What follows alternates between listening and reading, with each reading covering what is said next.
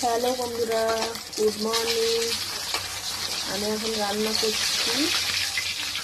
আজকে অনেক সকাল সকাল উঠেছি, 7:15।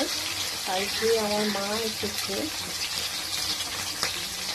আর আজকে মেয়েকে সকালে আন্টি 9টায় পড়াতে আসার কথা ছিল, তা সেই কারণে আমি তাড়াতাড়ি উঠেছি। সব কাজটা সারা হয়ে গেছে, রান্নাটাও চটপট বসিয়ে দিয়েছি। বড় 11টায় ডিউটি যাবে, সেই কারণে। তো আমি এখন রান্না করছি মাছ। এই যে মাছ রান্না করছি, কড়াই এখন মাছ ভাজতে দিয়েছি। যে এখনো এটা হচ্ছে লাইলন টিকার মাছ। আমি প্রথম রান্না করছি, কী দিয়ে মশলা দিয়ে রান্না করবো আমি জানি না। তো শাশুড়ি বললো এটা হবে পেঁয়াজ আর আলু দিয়ে, আর মশলা হচ্ছে তোমার এতে আদা দিতে বলেছে, জিরের গুঁড়ো, হলুদ গুঁড়ো দিয়ে রান্না হবে।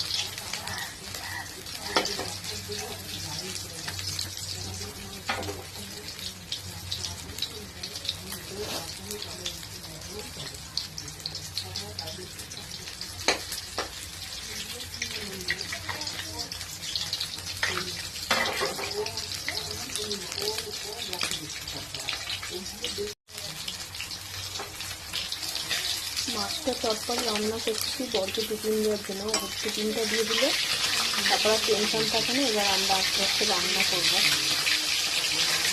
এখনও রান্না হবে, একটা সবজি হবে, চাটনি হবে।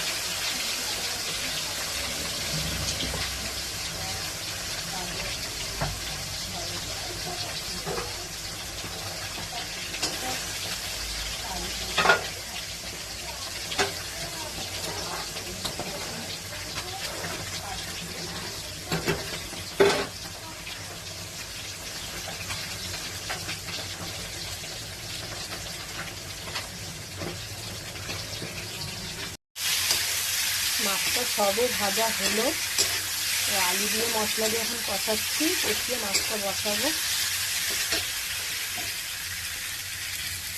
পুজো মশলা দিয়ে আলু দিয়ে সব কষানো হয়ে গেছে, এবার আমি মাছটা বসিয়ে দেবো।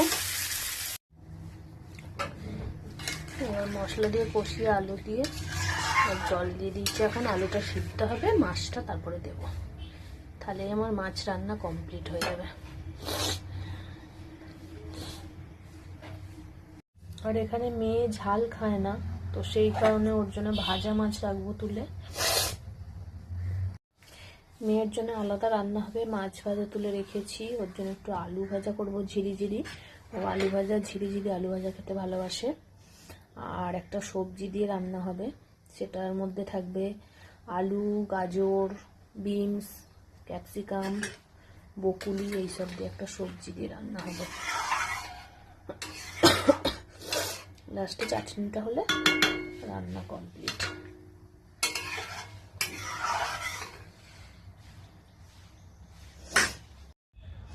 এর মধ্যে আন্টি পড়িয়ে গেছে মেয়েকে, দেখো রান্না করতে করতে এখন আমাকে এইগুলোকেও গোছাতে হবে।